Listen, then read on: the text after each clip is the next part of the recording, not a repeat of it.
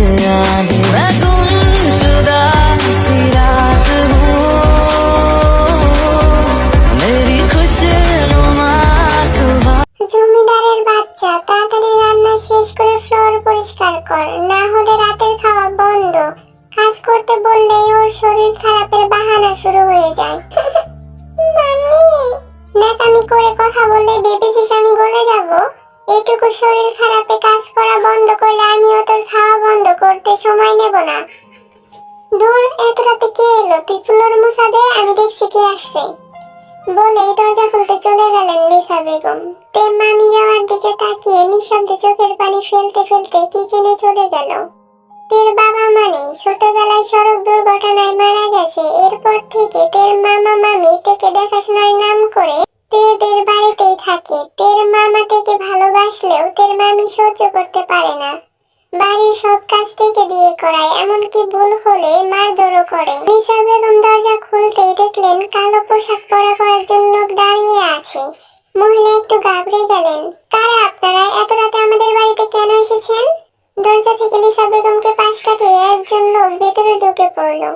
বয়স আনুমানিক 32 হবে, দেখতে সুদর্শন। দেখে বোঝার উপায় নেই লোকটার বয়স এত। লোকটা কিছু না বলে সোজা গিয়ে বসলো সোফার উপর। একি, আপনারা কারা? এমন না বলে ভেতরে ঢুকে পড়ছেন কেন? লোকটা সিগারেটে টান দিয়ে আঙুলের ডগার সাহায্যে সিগারেটের ছাই ফেলে তাকালো লিসা বেগমের দিকে। জেগে। লিসা বেগম নামটা শুনে ভয়ে ঢোক গিলল। মাফিয়া কিং জন জেগে? আপনি? আপনার স্বামীকে উড়িয়ে দেই কি বলুন? মানে কি বলছেন? কি করছে কি? কোনো ভুল করে থাকলে মাফ করে দিন, ওনার কিছু করবেন না। জেকে পকেট থেকে বন্দুক বের করে উল্টে পাল্টে দেখে কপালে ঘষে বলল, আমার থেকে টাকা নিয়ে ফেরত দেওয়ার সময় পালিয়েছে। ভেবেছে পালিয়েছে আমার হাত থেকে বাঁচতে পারবে। আপনার স্বামী কোথায় সেটা তো জানি, কিন্তু ওটাকে ধরে কি করব? তার থেকে বরং আপনাকে নিয়ে বিক্রি করে দেই, কি বলেন? দেখুন, আপনার থেকে যত টাকা নিয়েছে আমরা সব ফেরত দেব। আমি কথা বলবো কায়ের সাথে, আপনি প্লিজ একটু সময় দিন আমাদের। ওদের কথার মধ্যে জেকের চোখ পড়লে একটু দূরে ফ্লোর মুছতে থাকা তের উপর। সূক্ষ্ম নজরে পুরো শরীর একবার স্ক্যান করে তাকালো তের মুখের দিকে। এদিকে জেকে কিছু বলছে না দেখে লিসা বেগম জেকের পা জড়িয়ে ধরে বলল, দেখুন, আমাদের আর কিছুদিন সময় দিন। আমরা ওই মেয়েটাকে। কোন মেয়েটা? ওটাতে আমার ননদের মেয়ে। ওকে, আপনার কথা মেনে নিলাম, তবে একটা শর্ত আছে। কি শর্ত বলুন? আপনার যে কোনো শর্ত মানতে আমি রাজি, শুধু আমাদের একটু সময় দিন। সময় দেওয়া আমার ডিকশনারিতে নেই, সময় অনেক আগেই হারিয়েছেন। তার উপর বড় ভুল করেছে পালিয়ে গিয়ে। এখন টাকা সহ সব মাফ করে দিতে পারি যদি ওই মেয়েটাকে আমাকে দিয়ে দেন। শুধু শুধু নেব না, বিনিময়ে 10 কোটি এক্সট্রা পাবেন। ভেবে দেখুন, 60 লক্ষ মাপ, তার সাথে 10 কোটি ফ্রি। লিসা বেগম অবাক হয়ে তাকালো জেকের দিকে। স্যার, তে তো অনেক ছোট, ওকে দিয়ে কি করবেন আপনি? সেটা না হয় আমাকে বুঝে নিতে দিন। আপনি রাজি আছেন কিনা সেটা বলুন। কিন্তু স্যার, কি পরিচয় নেবেন ওকে? ওর মামা জানলে? লিজাংশু, 5 মিনিটের মধ্যে কাজে হাজির করো, সাথে পেপার। জি বস। বলেই চলে গেল লিজাংশুক। এদিকে লিসা ডোক গিলছে। একদিকে টেকে দিতে চাচ্ছে না এই নির্দয় মাফিয়ার কাছে, অন্যদিকে এত টাকার লোভ সামলাতে পারছে না। না, কিছুতেই টাকা হাতছাড়া করা যাবে না। এমনিতেও এই মেয়ে কোনো কাজের না, অন্তত একটা কাজে তো আসলো। আমার সাথে ভেতরে আয়। ওর সাথে ভালোভাবে কথা বলুন, নয়তো আপনার জিভ টেনে ছিঁড়ে ফেলতে একবারও ভাববো না আমি। মাফিয়া জীবনজিতের হবু ওয়াইফ সে।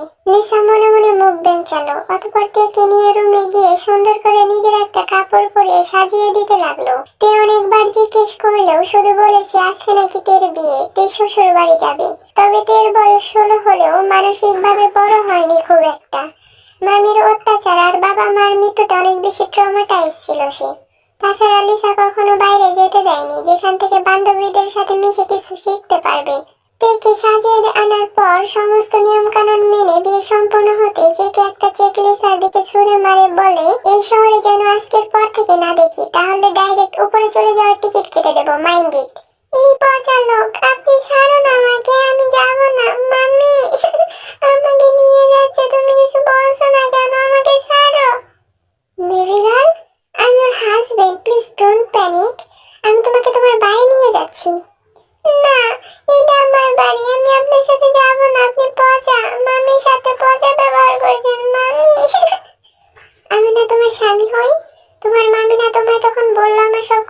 শুনতে? আমার কথা শুনলে তুমি যা চাবে তাই দেব। সত্যি দেবে? হ্যাঁ দেব তো। তার আগে তো আমাদের বাড়ি যেতে হবে মাই লিটল গার্ল। জেকে তেকে বুঝিয়ে গাড়িতে গিয়ে বসে গাড়ি চালানো শুরু করে, কিন্তু তে ভয় পাচ্ছে। বেবি গার্ল, কোনো সমস্যা হচ্ছে কি? ভয় পাচ্ছ কেন?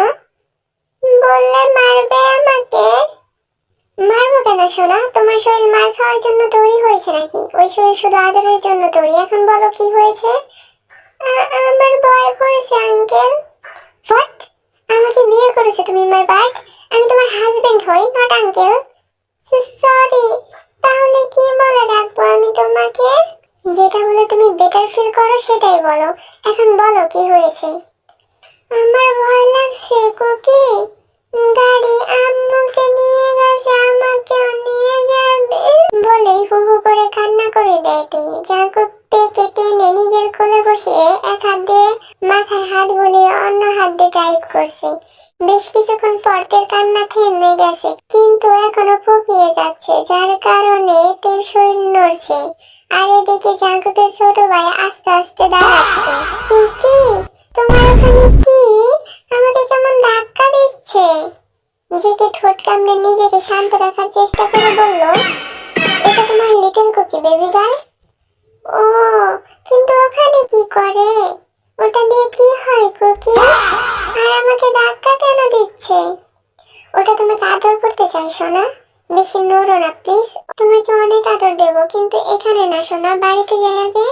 এখন প্লিজ চুপ করে বসে থাকো। কুকি, তুমি এমন করে শ্বাস নিচ্ছ কেন? তোমার কি কষ্ট হচ্ছে? পানি খাবে? না সোনা, এই কষ্ট পানিতে যাবে না। তুমি একটু চুপ করে থাকো।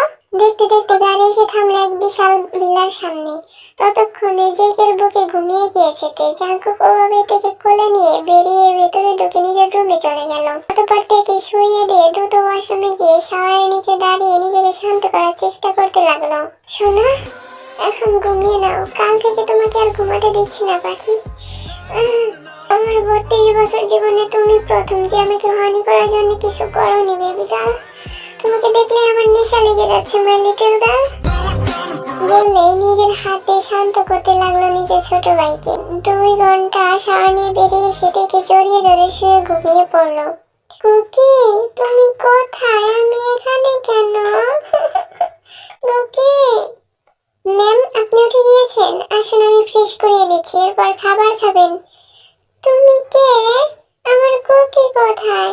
আমি কুকির কাছে যাব। Cookie, Cookie. আচ্ছা আপনি শান্ত হন, আমি স্যারকে আসতে বলছি। বলে আয়ু এগিয়ে গিয়ে জেকে কল করে সব বললো। তে ঘুমাচ্ছে দেখে জেকে সকালবেলা উঠে নিজের কাছে চলে গিয়েছে। আয়ু বাড়ির একজন পুরনো মেয়ে, তাই তাকে বলে গিয়েছে তের খেয়াল রাখতে। আয়ু বলতেই জেকে কল কেটে দিয়ে সামনে বসে থাকা লোকদের বলল, আজকে মিটিং এখানে ক্যান্সেল বলে বেরিয়ে এলো।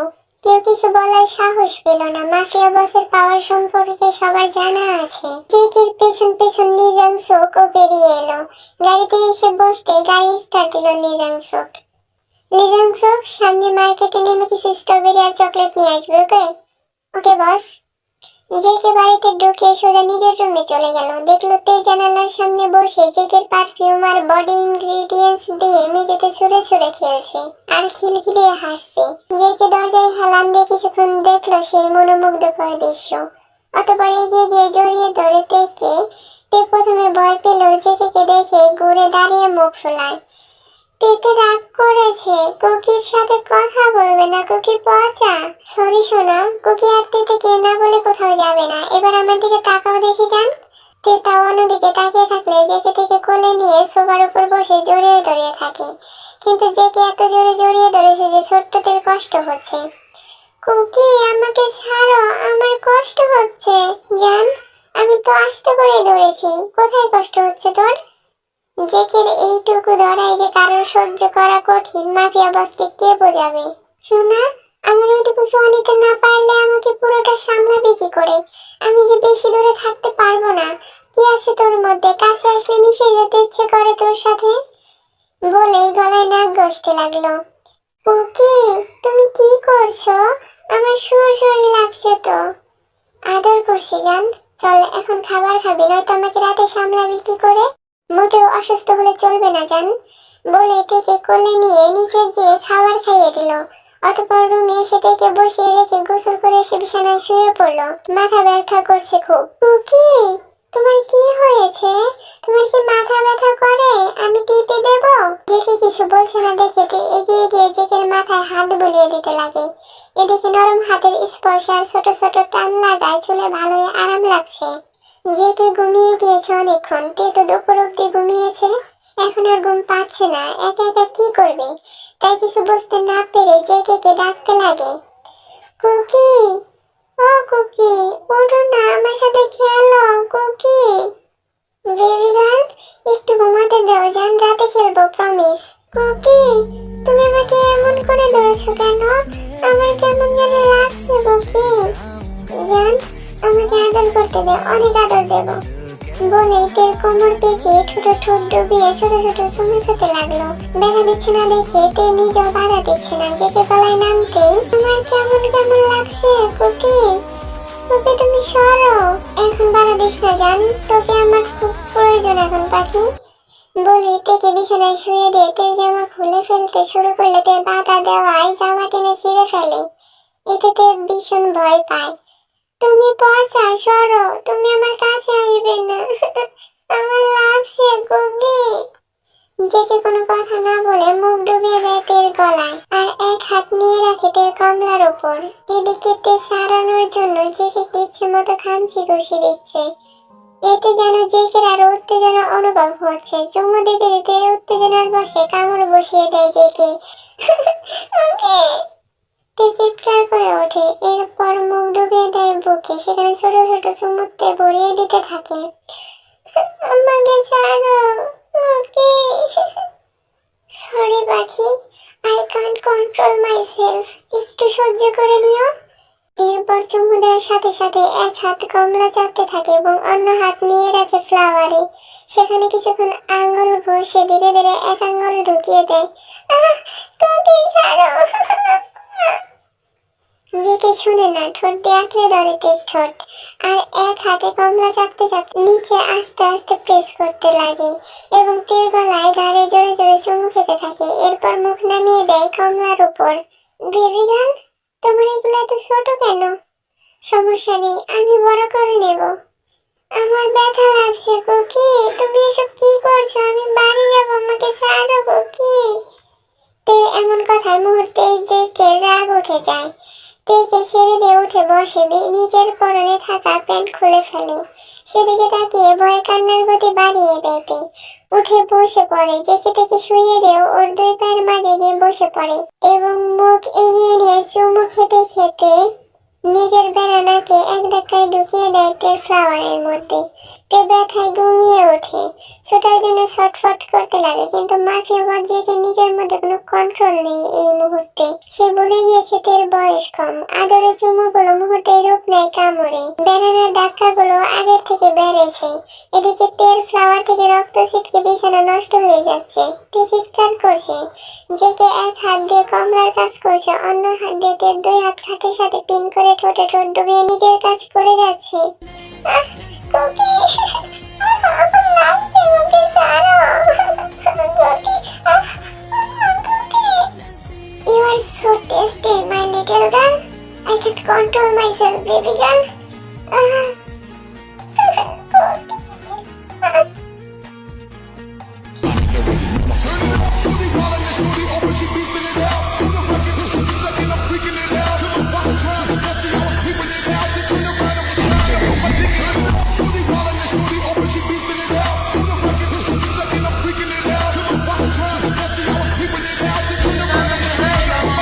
तेरे बिन दिल का नहीं है गुजारा, तेरे बिन कौन अपना सहारा।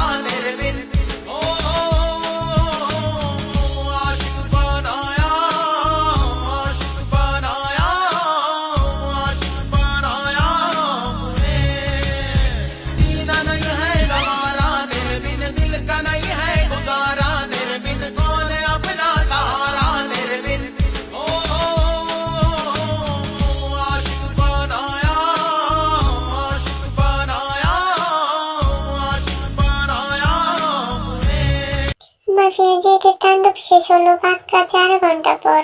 ক্লান্ত শরীরে তের পাশে শুয়ে পড়লো। তে ততক্ষণে অজ্ঞান হয়ে পড়ে আছে বিছানায়। জেগে তের মুখের দিকে কিছুক্ষণ তাকিয়ে থেকে চোখ বন্ধ করে নিল।